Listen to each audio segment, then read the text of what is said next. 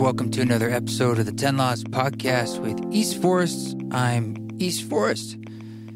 Welcome to this episode. We have a great conversation with my new friend Luke Howard. And he's a musician, and if you don't know him, I highly recommend you check him out. I wanted to reach out because I'm really into his music. He's in Australia, and he makes some really stirring contemporary classical music that I admire. So, like a lot of these musicians that I admire, it's always an honor for me to reach out and get a chance to talk about process and, what he's going through. And just, we recorded this one also quite a while ago. So let's just leave it at that. It was a while ago. So there's no current events that you're going to hear about in this one. And that's okay, because, man, is there a lot going on for all of us in our current events around us. It's been another wild week. Pick your pleasure on what was wild for you. The crucible of incarnation continues to spin, and the fire gets quite a bit hotter. I hope you are doing what you can to keep your head on straight, but more importantly, to stay centered in your heart. We're all a bunch of brave souls who have incarnated into this extremely intense time, and I think we got more to do. We got more work to do, but you can do it. I actually created a new playlist over on Spotify that's called Music for the Inner Warrior. And I like thinking about us cultivating our skill sets, our inner skills, as opposed to, we need to get new armor or put on thicker armor. And this is about becoming more skillful internally and how we can use that to walk our walk. And we have to. So you can go check that out. That's over on Spotify. It's kind of my own curation of tracks from the East Forest catalog into the back catalog, and some new and some old. I've got a few more of those sorts of playlists in there too if you want to check out the others. On July 18th, I'm thinking out loud about doing another live stream ceremony, medicine ceremony event. So if you want me to, give me a little encouragement. team@eastforest.org, or on social media. Just tag East Forest at East Forest on Instagram, or at East Forest Music on Facebook. Same on Twitter. Let me know what you think. Are you into that? Do you need that? Are you feeling like you don't need that? I'm in this weird predicament that I have a sensation that a lot of people are going through, where motivations. It's almost like we're in winter and you really feel like you need a rest, and it's when everything's being pushed aside and rescheduled. It's hard to put on the hat of okay, I'm going to mount some events, even if they're online. But there's a glimmer inside me that I try to listen to, and it's starting to tell me that I think this should happen this month, a few days before my birthday too. So it feels like there's some kind of alignment there. And I'd love to hear from you. If you feel like you're into having another live stream ceremony event, let me know. I'll do my best to dredge up the courage and the wherewithal to get prepared. It takes a lot out of me to get ready for those things and to do them. But I'm here if it's of service. The Music for Mushrooms album, which is sort of like the flagship music offering for ceremony work, is available in high resolution now on a thumb drive. So, of course, you can listen to it on Spotify and things like that, Apple Music in full, and you can download it off of Bandcamp, and you can get it in high res there too. But the 24-bit version, which is massive and is as high resolution as it gets, only fits on things like a flash drive as opposed to CDs, or certainly not vinyl. It'd be like a 10 vinyl set. So if you want to order that, there's a limited edition printing of these little thumb drives, and you can get that over at eastforest.org. And thank you so much for the reviews for the podcast. Please continue to do that. It really helps. If you've done it already, I think you can do it again, but even better is when you share it online, and then I get to see it too, and others get to see it, and it's a fun way to keep the conversation going about the old cast. I've got some other things I'm going to be able to tell you about really soon that I've been working on in the background for quite some time, but it's not quite yet the time. But what you can do to help me get those things over the finish line is just like send me some good juju. Keep listening to the music that helps keep things look nice and active. I'm trying to get some partnerships going that I think could really help expand our community and our mission. So yeah, just thanks for the good vibes. It's just been such a wild time. I've been really I feel like I've been productive, but it's just like I haven't seen a lot of people, and I haven't seen my parents in a long time, and I'm, all the stuff we're all going through, and the intensity of the social change we're feeling, and I know you're feeling it too. So from me to you, it's just saying hang in there. But for now, let's dig into the beauty of creativity and honoring music and how it's made, and dig under the hood a little bit and introduce you to this wonderful artist. Let's get into this conversation with our friend, Luke Howard.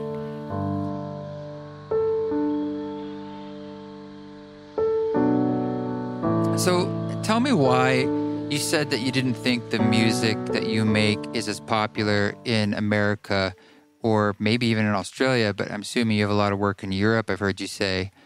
First off, what is the music that you make? Because I often run into a problem. I have a lot of crossover to the kind of worlds you're in, not exactly the same, but my elevator pitch, even after 10 years, is terrible. Like every time, me too. Anytime someone asks, even to this day, you'd think I could just be like, oh, it's instrumental music, or I just make something up, or I still struggle and say, well, it's a bit of this, it's a bit of that. I'm the same. What kind of world do you feel you float in? I mean, years ago, before I even got onto this kind of modern classical train, so there you go, that's one way of describing it. But of course, modern classical encompasses everything from Max Richter to Philip Glass, and whilst there's a lot in common between those two guys, there's a very different audience as well, I think. But years ago when I was in a more kind of Daniel Lanois-influenced ambient sort of pedal steely kind of band, my friend described it as music for a film without the film, and I reckon that's a pretty nice way of describing it. But otherwise, it's instrumental music.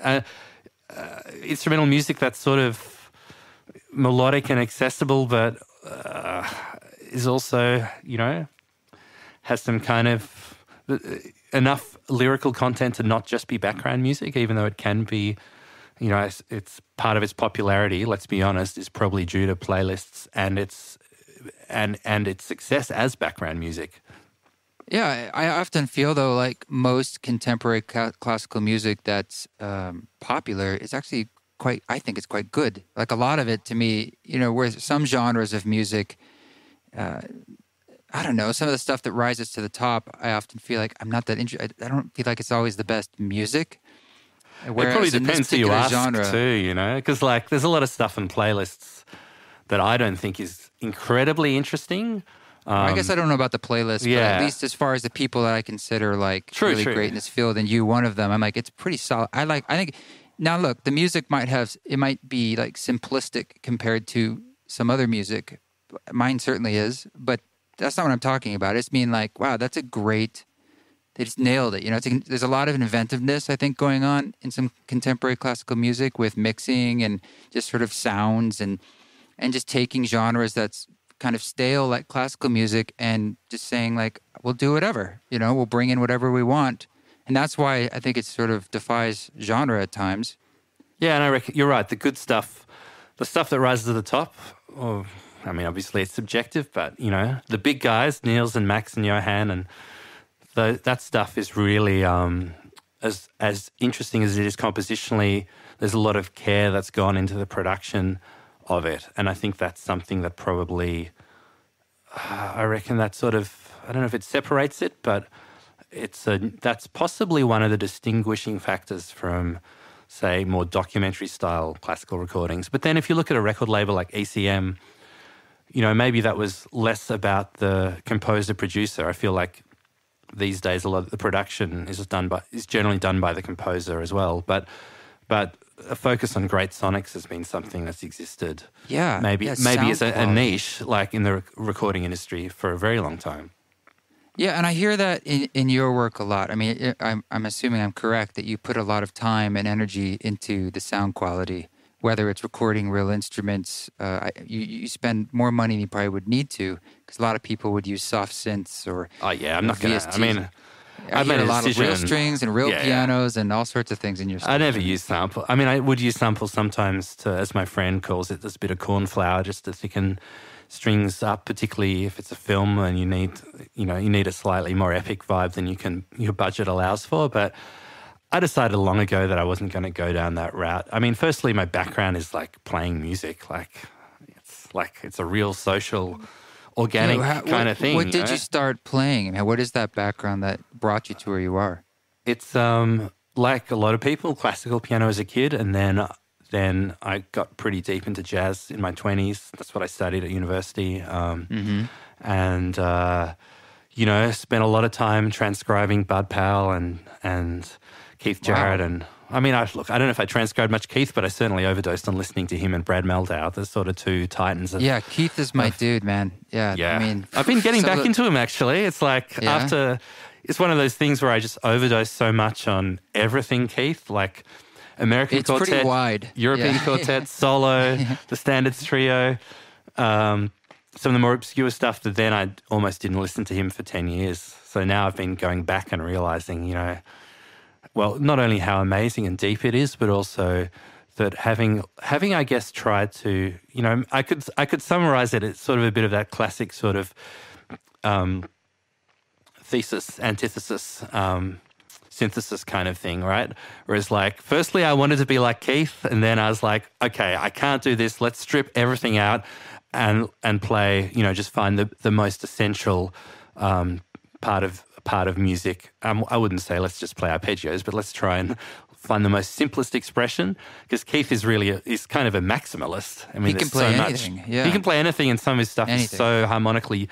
He can play very beautifully, but there's a lot of information density in there. And now I'm kind of like, okay, I've been working the arpeggios for the last 10 years. How can I bring some of that back into some of that sort of dissonance and complexity back into a way that's honest, back to the music in a way that's honest and true to my kind of musical, North Star or whatever, but also is, it creates a little more complexity. I feel like I've been afforded this unique opportunity to have an audience, and maybe I can, without wanting to sound too preachy about it, but take them on a journey like that brings in a bit more of the complexity and the stuff that I loved about people like Jarrett. Okay, well, I want to ask you about this because I'm really interested in this in my own process. Like, I have a feeling, especially if your background is jazz, that your technique. Yeah, I always feel like when people get better and better with their technique, it's sort of like this linear curve of them flexing what they can do in a sense. And you're making choices at times in your music to bring simplicity back. And you were speaking to that, like there was some kind of process where you wanted to bring it back to some kind of core. But that's a clear choice that you're making, and one that not everyone naturally makes. So what is that North Star that's leading you to make that choice to simplicity? Like, what's the value of it? It's such a great question, because you're totally right. And I feel with the sort of institutionalization of jazz as a kind of taught art, that jazz is quite teachable, because, I mean, you can't teach taste, but you can teach people all of the modes of the melodic minor. And,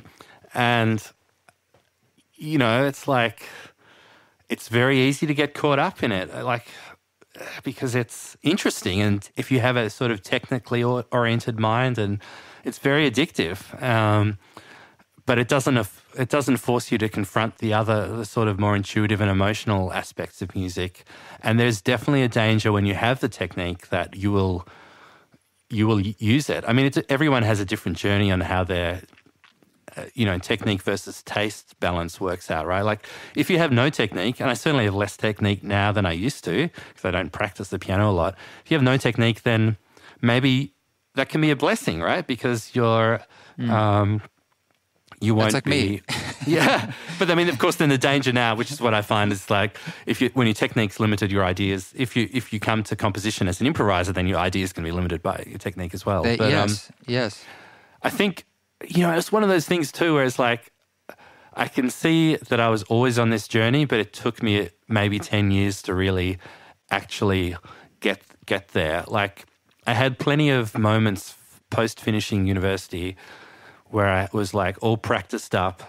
I wasn't Keith or Brad, but, I had some chops, but I didn't have any gigs and I didn't have any ideas that were like, that manifested in that form that were kind of authentically mine. And I've got a couple of memories of just sitting at home being like, all right, okay, got the chops, the phone's not ringing, what am I going to do? And finding your voice there, yeah. Yeah, it took a while to like kind of come to a place of having some taste, that's probably part of it, but also acknowledging that I would say the jazz education, whilst incredibly useful in developing a sense of harmony and all of the fundamental kind of things, that it was almost a bit of a detour from the kind of music that I have an affinity with. And when I was living in Berlin about 10 years ago and didn't have any gigs because I didn't know anyone, and I was kind of like, all right, what am I going to do? Keep practicing and, try and be like, ingest the complexity of Keith, or maybe there's something else to do. And that was just one of those weird things where once that space was created, somehow I discovered the music of, peers or greats or whatever, the music that we were talking about before in this minimalist post-classical world. And I was like, hey, this music's really beautiful and it sounds really authentic and it's simple, but it's not simple in a kind of treating the listener as if they're an intelligent way. And maybe this is a path I can kind of explore. And so I was super influenced by that music. And, I reckon it takes 3, 5, 10 years for a musical language to be absorbed. And I guess that's kind of, that sort of got me back on a path, Don't you think that's like it's sort of a razor edge to ride where it's simplistic, but you said it's not talking down to the listener?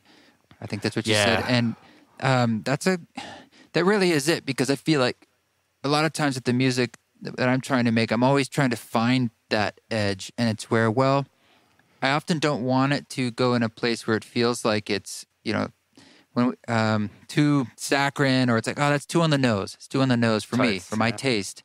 But I don't want it to be too far in a direction that it's like it loses that emotional core, because I really like to find a certain kind of like emotional cultivation. Like, there's a certain feeling that I feel. Yeah, and totally. I feel like that's what I want the most.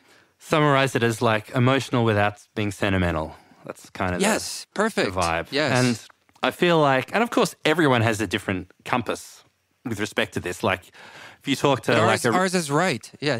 Yeah, but ours is right. If you talk to a recent classical music graduate and you play them some of this music, whilst ironically they'll probably like really dig Radiohead when they're off the clock, if you play them some kind of this music that somehow sits in between popular and classical music, they will be like, oh yeah.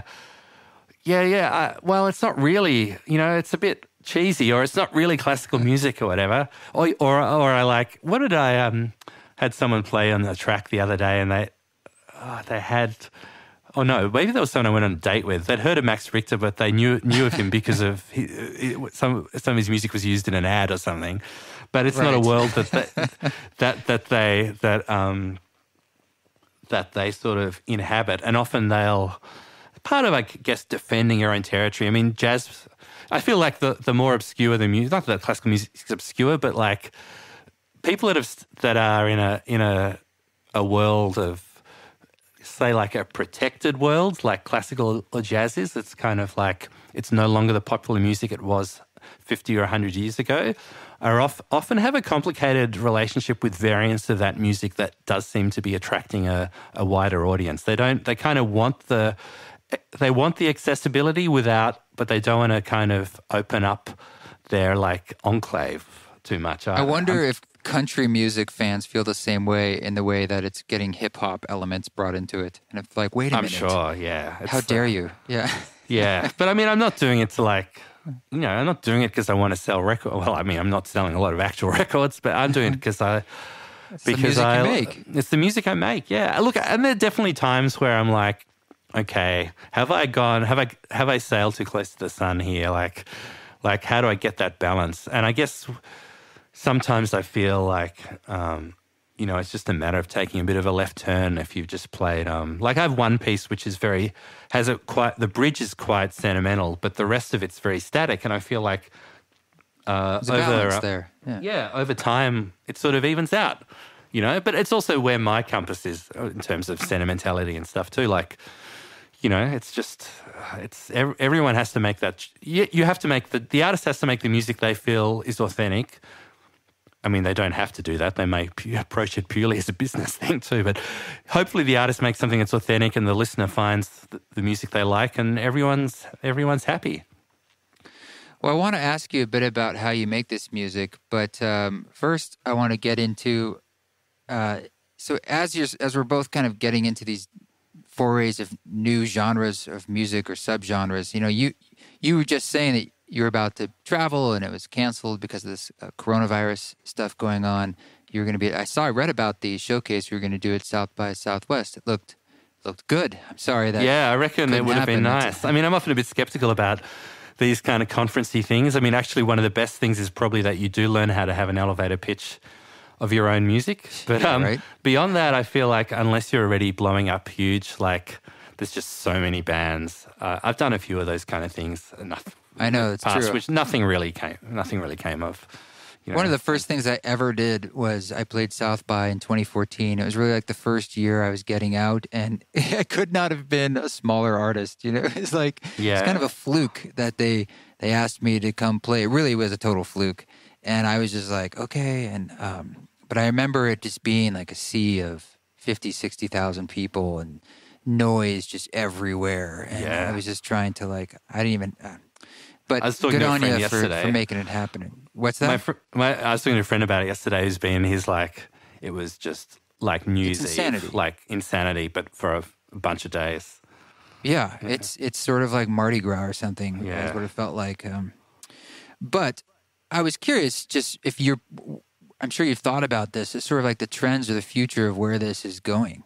This not just like music itself and how it's being ingested, which I like to think about a lot from a technological standpoint, but even like the trends of in some ways, I think that the popularity of contemporary classical music or music that's emotional but not sentimental is a symptom of the coronavirus, the world we live in, the chaos. People looking for solace. That's a common thought, and I think there's probably a lot of truth in it. It's interesting too. A friend of mine remarked the other day that this kind of aesthetic is almost becoming a little bit too popular, or at least a bit too much of a thing, that it's like now kind of a trailing indicator rather than a leading indicator kind of thing. And you have to think about what you're going to do. That's what's next. I mean, I think as an artist, you always want to think about that. Otherwise, you just get in a loop of remaking the last album you did with slightly different tunes. Yeah, you want to be inspired, but I suppose you'll just do what you do, and I'm sure people will resonate. If you make good music, it's good music. I think ultimately that's the thing. I mean, I'm trying to think of some more conceptual stuff for my next record, but which is we can talk about a bit later too. But at the end of the day, it's music, right? It's like the most honest thing I can do is just sit down and actually try and write some music, Well, where does it start for you? So what is it? What's the process, or is there a different process for making your music? Does it start from a common core of a piano? Yeah, I mean, I'm trying with this record, the next record, to have some more conceptual frameworks as if I was writing music for a film, because I haven't really done that before, unless it actually is film music. But historically, I kind of just, sat down at the piano, had a bit of a play, recorded it maybe, or had some manuscript paper, and then that was the genesis of it. And I think that's a pretty natural thing if your background is as an improviser. Right. That's kind of I don't have a formal. I mean, I don't really know how to sit down away from the instrument with a piece of manuscript paper and write it out. Yeah, I can't imagine. In my head. I mean, it could be done, but I don't think it would be as interesting, because there's a lot that comes from the musical choices that are made by the unconscious mind, whilst as an improviser, that I think I can't really beat that if I do it purely with the conscious mind. Do you have a particular process to access that unconscious mind as a way, like when you're actually improvising? Even it could be a music nerdy thing, but it also could be more of just I don't know, an approach you have emotionally. Yeah, I mean, it's interesting. Sometimes being distracted can be good. I've noticed a lot of interesting ideas I've come up with have been in sound checks before, like someone else's gig, and you're just kind of noodling around, and then I'm like, hang on a second, I'm going to turn voice recorder on because that's some interesting ideas there because you're just completely distracted. Other places turns off a particular part of your brain. Yeah, exactly. Yeah. Well, the self-critical part, and or similarly, if you're in a kind of in an emotional state that, I mean, you don't want to obviously, you don't want to force yourself to be sad, but if you're in a emotionally vulnerable state that kind of, again, sort of switches off that, it kind of depletes you of the energy to have that conscious, that voice in your head that's assessing everything you do, then I feel that can also be it can be a good way to get to that place as well. Did you hear Keith Jarrett's story about the Köln concert? Oh, yeah. I mean, that was sheer exhaustion. Classic. Right? Yeah, everything was bad.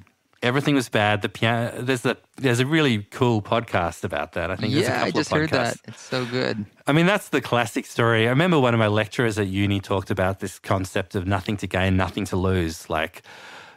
And I think another way to get to that place, particularly with performing, is just to do so much of it that you don't. You approach the performance with no expectations. And it's one of those paradoxes, right? You can't actually force yourself to approach it with no expectations because that already is an expectation.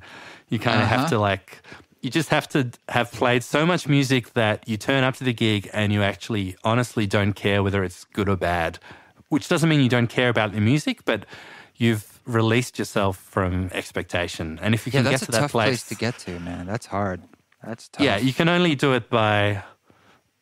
I think my theory is you can only do that through sheer just doing it a lot. And I feel that's why all the great bands, all the Keith solo concerts or Miles Davis or what, those guys are just playing all the time, and that helps you get to that point where you can turn it on like a tap because it's a language.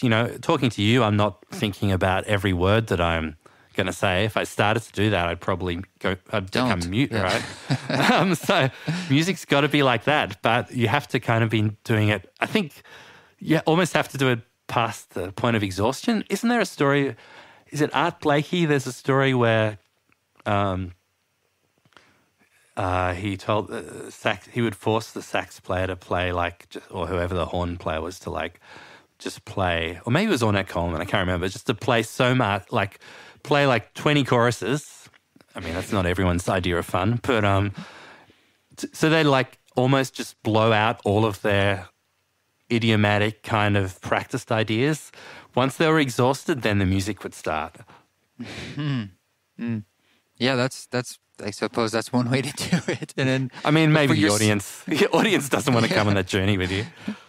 What's it like for you in private, though, when it's in that improvisational space where you are looking for ideas and you're at the genesis of a beginning, but you need to get out of the way? Is there a way you do that? Yeah, that is, I mean, I feel then you kind of need to have limits in terms of deadlines or some kind of other parameters that can just help you get started because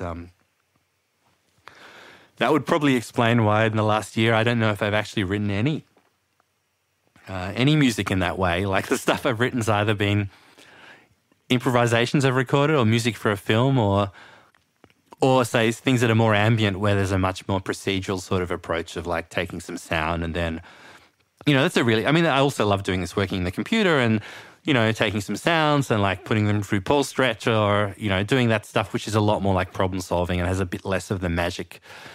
It's hopefully still has some magic in it, but it's not coming from that magic place. But I mean, usually I just sit down at the piano and it's pretty haphazard, I guess I usually just have a whole Dropbox full of voice memos that I've recorded in those moments where I have felt inspired, and then go idea mining when it's time to collect them into a record. I heard you once mention something about horizontal harmony as an approach. What did you mean by that? Do you remember that? Yeah, totally. that's just more of a thing about like approaching everything not purely as counterpoint, because I don't have the skills to like completely, obey all of the rules in real time, but approaching something as if you were improvising a Bach chorale, and to have everything make sense voice leading wise, and avoid the kind of what we talk about in the jazz piano world of the claw. Like you've got your left hand configured in this sort of familiar idiomatic voicing, and you just kind of move it around like a guitarist moving their finger up and down the neck. That idea of like always approaching everything so that it makes sense from a voice leading and a harmonic, kind of harmonically self-consistent point of view. And that was something that was really difficult at the start, because, I mean, it's just hard for your brain to be thinking about like, I better not double a third, or, better put this. I always think of like extensions in chords as having like varying degrees of spiciness. Like, you don't want to have too much. You want to have that. It's not just the question of how many of them you have, but also where you voice them. Like, you can play, if you play, one thing my old jazz teacher showed me is like, because of the way overtones work, like, you can play stuff up high in the piano or in any instrument that's really dissonant and out there, and you won't, and it can actually sound really pleasant, because it's not as, it's more of a like color than it's got more distance from the chord. Yeah, I don't know what the actual physics reasons are for it, but I think it might also be because those notes kind of are more congruent with like the overtones of the chords you're playing down below.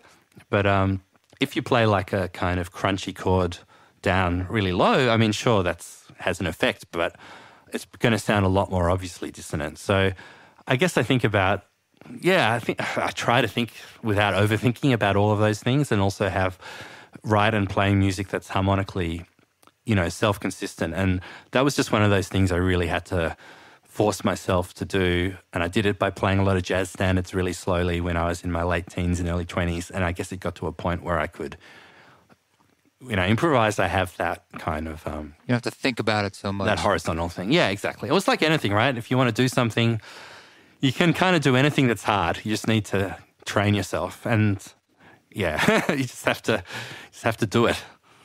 Right, yeah. Well, that's a good lesson to know. Maybe people who play instruments, they kind of know it's like you can learn things. I think that could be forgotten as you get older if you don't have some mechanism to teach yourself that. Yeah, I mean, apparently our brain doesn't get less plastic. It's just, or maybe it gets a bit less plastic, but it's totally possible to learn new things. It's just that maybe your motivation changes. And also I think you get better at doing the things that you had learned to do, that it's perhaps harder to motivate yourself to like, learn something completely new. But it can be done. What aspects of your life that are non-musical are you into that inform your music life? And that could be like, for me, I don't know, my quote-unquote spiritual life, like my feeling of just connection to the world and life is intimately connected to my music world and my music life, and how I like to express music and why I do it and what I'm looking for in the music and kind of what I'm chasing when I'm making it. But it also could be like, I also really like to do construction. I like to build stuff, like carpentry. That's so common in the music world. The number of engineers and musicians I know that are into carpentry, it's a decent percentage, Really? I like it because it's where I just like working with wood, but it uses the analytical part of your brain, kind of like music does, and it also uses the creative part of my brain. It's all like numbers, but I'm always problem solving at the same time. So it's very similar to playing music. It's like both sides of my brain are having to function, and obviously it's very physical, which is the best and worst part about it. But absolutely, yeah. I mean, I think very rewarding. The problem-solving part is something I've remarked on a lot before, as having spent a lot of my life running software, which is it's almost entirely about problem-solving, even if the problem is one that you've created just out of thin air for interest's sake. Whereas music's a lot less about that. I mean, it can be, some aspects of it, like production and arranging can be, but a lot of it is purely creative. And there's this whole thing about, this is just one of my pet theories about how the brain's reward system works, and how it's a lot easier to engage, or it's more addictive to engage with problem-solving oriented activities because it gets your brain's dopamine system hooked on it. Whereas music, I can spend a lot of time procrastinating because I haven't got into that. That I haven't found a way to enter into that flow state where you're like, I just do this and then I do this. And whereas with software, like you just get there immediately. And I imagine with carpentry as well, because like you're going to build something and you have to do these things, and then suddenly it's 3 a.m. Right. So do you still mess around with software, or do you do things where you're like working in Max MSP or something to create music tools? I mean, does that enter into your music world at all? Not really. I always kept them pretty separate, and I think I maybe exhausted myself so much with programming that I never really had. I mean, I know what Max MSP is, but I never really had the desire to explore that in the music world. So while I do use, obviously I use technology in making music, but it's very much in a kind of end user sense rather than a programming one. I still do a little bit of programming, but it's kind of, a couple of weeks a year to keep my feet wet and earn a little bit of money. But I kind of made a decision to switch to music full time with all that entails. But I really do miss the problem solving aspect of the software thing, though. I think just because it's very satisfying. Like your brain gives you a lot of nice chemicals when you get some stuff done and working, and I might get that feeling at the end of a record, but that's a fleeting feeling for a lot of work. Right. Like I know when you make a record, it's very much about the process. I was just thinking about this the other day because I'm sort of in that space of just sort of trying to make new things and not knowing where it's going to go. Getting a bit toasty in here. I'm not sure if I lost you. Hang on.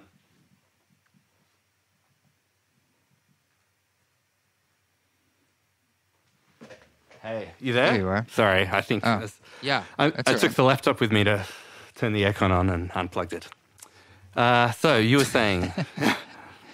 Yeah, I said I'm in that new space of when you're making new things, and I don't know, you don't even know where it's very, very, very new. You don't even know where it's going to go, and you're just sort of beginning. And it's important to have. I'm finding like maybe I'm forgetting this, but it's important to have some kind of limitations, like you're saying, because otherwise I just feel like I'm floating. And in some ways, the best things I've done were done where it's like I'm only going to use a piano. In this piano over here, I've been just messing around trying to, find the genesis of the beginnings of something new. And sometimes it just stays like as a piano song. Like you make a little improvisation. You're like, I think that's all it needs. And sometimes it's like, I'm going to take all that stuff out and sort of replace it with other instruments, be that strings or electronics. And maybe the piano's gone or replaced. Yeah, that's exactly my process. Yes, all right. Yeah, I'm doing something right. So, I mean, with Open Heart Story, I had a bunch of, I don't know if I really planned it, but I had a bunch of piano improvisations. I went to a studio to record them because I did want a bit of that, although I have an upright piano at my place, I wanted a bit of the kind of structure. Again, it's this sort of thing of turning into a bit more of a problem-solving thing, creating some parameters. So a day in a studio in Berlin, a few hours to play, and some ideas, even though they were all really just the genesis of ideas that I'd written on a sheet of paper. So there was nothing actually written out properly, but recorded a bunch of stuff. A lot of it wasn't great. If you're playing the piano for 4 or 5 hours, by the time, your best ideas may not be in the last hour, although they could be.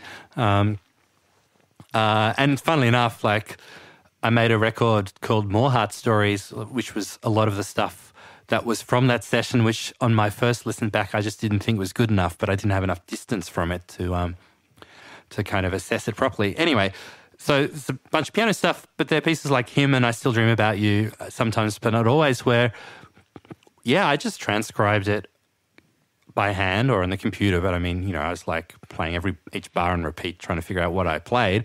And then I kind of just expanded that vertically into a string arrangement, and although there was some care to make sure it worked well from a harmonic, voice leading perspective, and that you don't have that classic piano player string arranging thing of it being very vertical and, just lots of block chords. But looping back to what we said before, that's one of those things where having that more horizontal approach whilst improvising kind of does a lot of the arranging work for you for free because you have those inner voices, some of those inner voices, and you can just kind of, just give that thing to the viola or something. And, it makes, sure, it may not be the greatest string arrangement, but it's at least a good starting point. And then I'm in that sort of chiseling kind of world where you got the stone or what you're just trying to, it's actually quite exciting and it leads you to a solution. I think that's what the problem solving thing is about. It's like, does the music lead you to the solution where you get to a point where you're like, I've changed something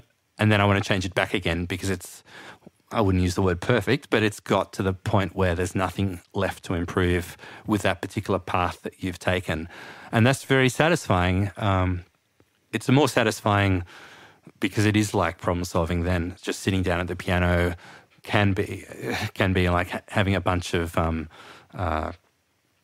unfinished ideas. Of course, coming up with something new is also incredibly exciting because, you've brought into the universe some music that didn't exist before, and where does it come from? My dad's always like, where do you get the ideas from? And, okay, sure, I might have stolen the odd arpeggio from the minimalist canon, but although I'm pretty sure Mozart and Beethoven were using them, but where it comes from is a mystical and magical question. Yeah.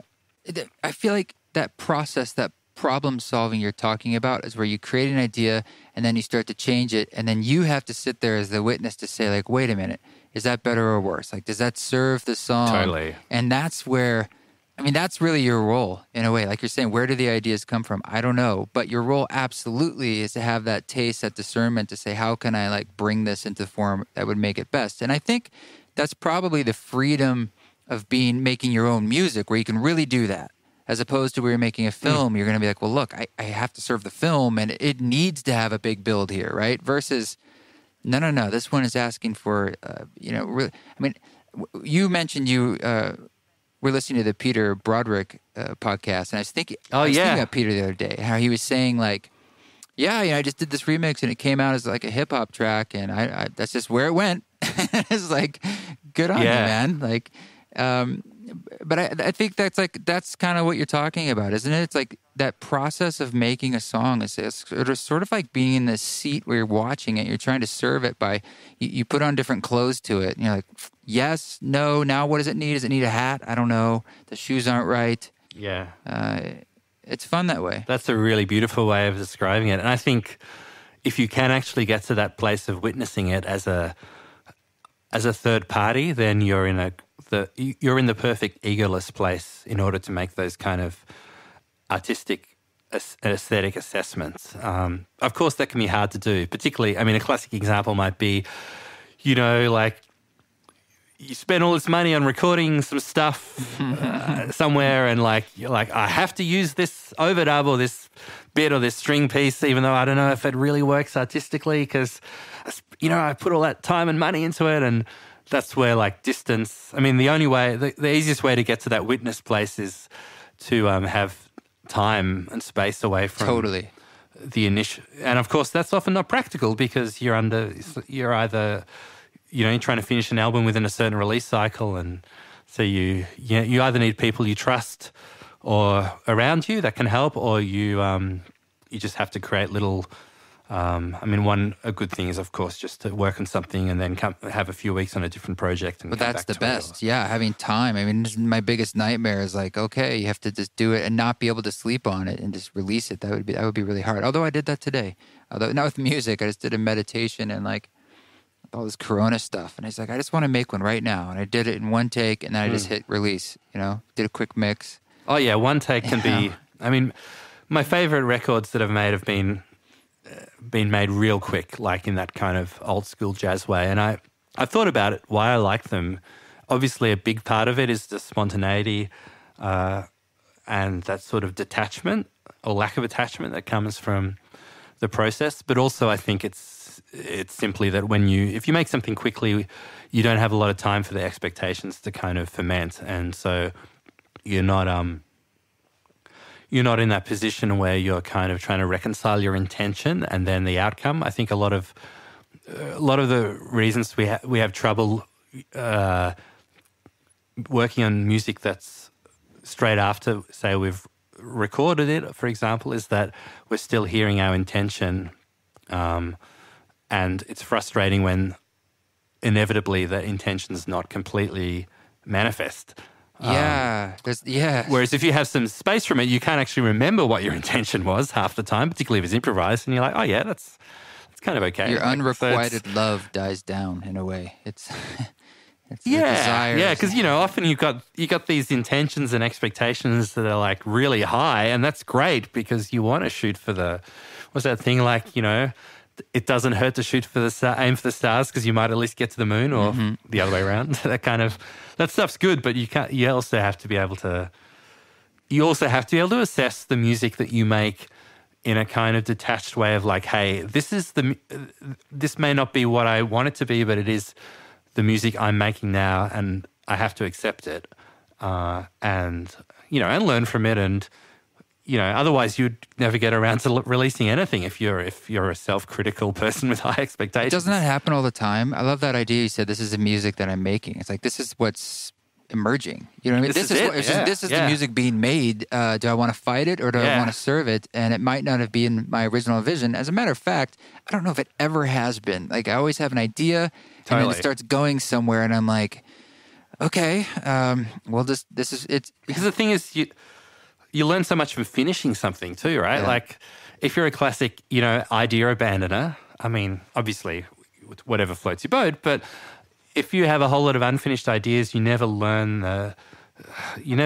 happens from actually seeing an idea through to its conclusion, which might be right to the end of actually, mixing and mastering a record and doing the artwork and getting it pressed and all that stuff.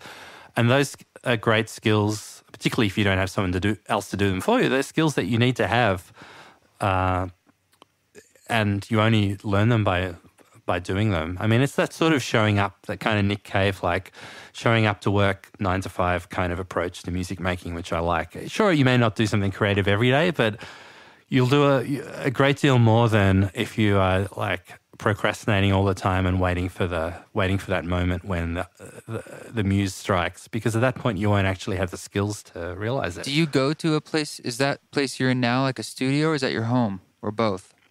No, it's the studio, and although I haven't had it for too long, but it's like going to work. I mean, if I'm going to be confined to home for the next few weeks, Corona-wise, then I might have to set up my home studio again. But it's good having a place. Not that I don't get distracted and procrastinate, but it's a lot more obvious when you're doing that in a place that's purpose-built as a studio than it is when you're at home and you can have a nap or raid the fridge or whatever. Yeah. So tell me about the space you're in. I just want a few quick questions about what it's like there, and even just like some gear that you might be using. Yeah, no, because you do a lot, it's a lot of piano. Do you have a piano there? I do, but it's just my upright. It's like a Yamaha upright I've had for years. It's good, and I've used it on a bunch of recordings, but I kind of prefer... there are other pianos I like the sound of, and certainly it's never going to sound like a grand piano. And as I was saying before, I do kind of like the stress that comes from going to a studio, with a nice piano and having to get the things done in the day, because it forces you to prepare, and it also gives you a limited set of choices. Like you're not going to have 24 hours of piano noodling to sort through if you've just gone and booked a day session somewhere. So I use my piano here more just at the moment, really just for ideas and for practicing. And, it's not set up to record right now. Like I'd have to take a whole lot of stuff off the top of it to do any recording. But other than that, I have just a really beautiful light-filled space. It's about 30 square meters. Nice. You but not your listeners can see that I have this crazy kind of lattice stuff in the ceiling. Just so it's finally been finished with all of the treatment and stuff. But really, it's just a nice room with a computer in it, really, or a screen in it. My computer's in another room, and some beautiful speakers. And I don't use a lot of. I have a bit of gear, outboard gear, but I don't really use much of it. What kind of mics do you like on your piano? Mostly in the bot. Again, I feel like there's sort of no rocket science in this. I have a couple of, small diaphragm condensers. They're Sherps, but they could easily be, Neumanns or it's kind of thing. Like when I recorded at Rainbow Studio a bunch of times with a sadly recently departed Janne Kongshog. He's an incredible engineer. And when I went there, I was like, it's not like he's got some kind of magic microphone or right. All of those things were like just the sum is better than the parts or whatever the expression is. Like great instrument, great room, great mics. It all sort of adds up. But there's no kind of like, I'm not like a gear collector and have some kind of magic sort of something that I rescued from a German broadcaster in the 70s or something. In part because that becomes a whole career and hobby in itself. Yeah. And also that gear is easier to find if you live in Berlin, right? It's probably easier for like your Peter Broderick or Niels or stuff there. They know when the auctions are, but we tend to have to look on eBay and pay through the nose for that kind of stuff. Right. Yeah, well, it looks like a really beautiful space. So it's all fairly, yeah. I'm into the like, also switching between projects, working in the box is really useful because you don't have to worry about recalling stuff and gear. And I also I built the studio. I kind of exhausted my budget for buying toys. So yeah, I do have a Space Echo because it's it's kind of nice, and it's nice to. I stole this trick from Oliver of like printing reverbs through Space Echo. Yeah, you have two of them. You do it in stereo. If I can be bothered, that's. I don't have two of them like he does, so I have to do it one channel at a time. But at least I can say they're perfectly matched that way. It just takes me twice as long. And some nice preamps, some Crane Song gear, and thermionic culture and stuff. But it's a tool. Yeah. I'm not like, you're not going to find a wall of synths. I don't have a CS80 or a Mini Moog or any of that sort of stuff. Cool. I think the plugins, also I feel like we're getting to a point where plugins are so good. They are quite good. Yeah, it's incredible. Well, the last kind of realm I wanted to ask you about was, we were beginning this conversation kind of talking about simplicity and limitations. And we were talking about as a mode of like emotion versus sentimentality. How does your music and those qualities that are in it, how is that reflected in your life?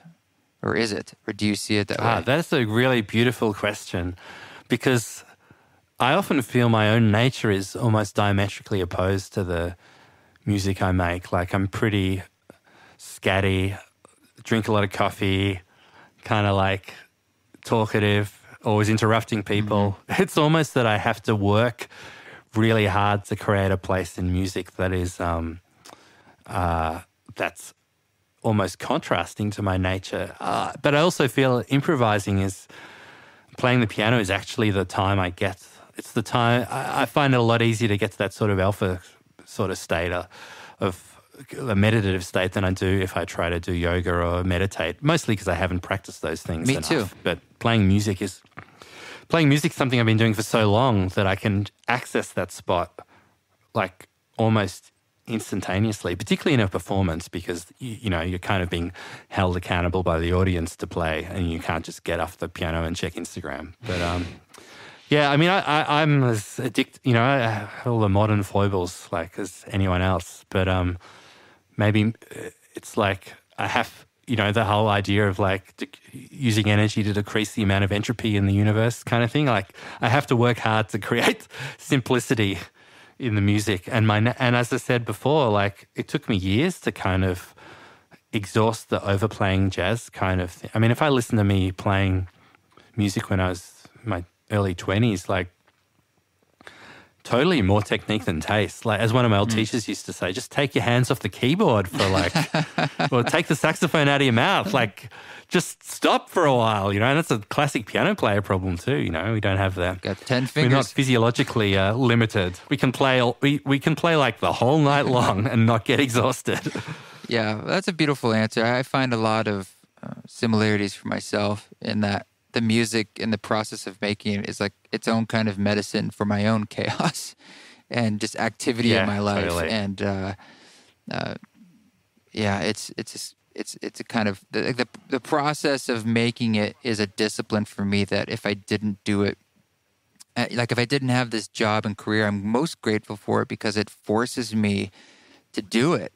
And then I am able to keep myself a little more sane by just creating, and creating something. I agree. And I think there's a couple of things. One is engaging with music, whether to some degree, whether it's as a performer or a writer, is something I've been doing since I was 4.5. So there's so much kind of there's a lot of sort of like a ritual. There's like a memory in yourself of that, and so it's a very comfortable place to go to. And when I was doing like only programming, I kind of missed it, in part because it's a big part of your identity and ego, and maybe that's not the positive side of it, but also it's part of it's just something you're so used to doing. It's a very, and I know this is going to sound maybe a little bit cheesy, but bring it on. Particularly in this kind of, it's a pretty, right now in Melbourne where like two of my friends turned up at the supermarket at 6:30. Well, one of them was my mum, and another friend turned up at the supermarket at 6:30, and there's a queue and no toilet paper.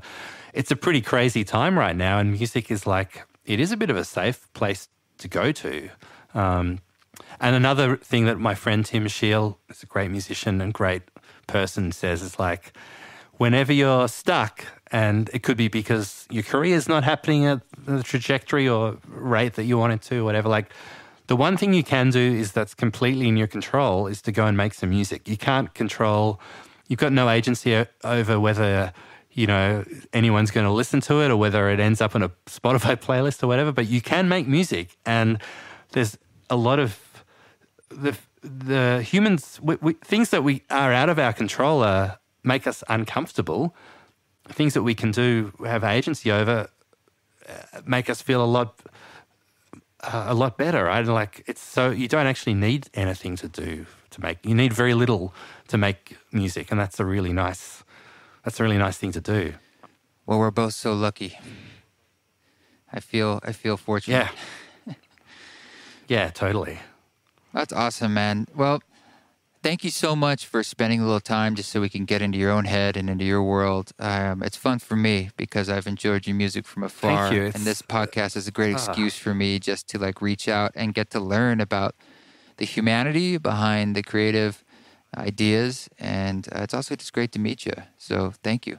You too. I hope we meet in person. And I mean, I feel like we could easily talk for 8. There's so much stuff we didn't even talk about. I'll have to do it again sometime. But I'd love to. It's really got me thinking about how to articulate some of these feelings and ideas. So thank you so much. We'll definitely do it again. And I'll put a link to your music, of course, in the show notes. But people can find Luke Howard wherever they listen to music. And I hope to see you come to the States to play a show. I'll do what I can. If you need a visa, we'll hook you up. We'll figure it out. Awesome. Thank you so much. Cheers. Thanks so much, Luke, for giving me the time all the way from Australia. It's wonderful to chat with you, and please check out his music. You will be grateful that you did. And thanks again for giving all the reviews. Stay tuned for a new release coming out on July 17th with Born Eye. Born Eye is a DC-based hip-hop artist that does some meditation work and teaching, and he and I collaborated, and I remixed a track of his called I Can't Breathe that's coming out on all platforms on July 17th. And yeah, this song you hear in the background is called Limitations. It's from the East Forest album Orbits. We've got an update probably next week about the East Forest retreat in the fall, whether it's postponed or not, until when. So if you want to know about that, stay tuned. Otherwise, you guys, listen, keep walking your walk. God knows it's harder than it usually is. But when you take any shit, if you do take some shit, do it with grace.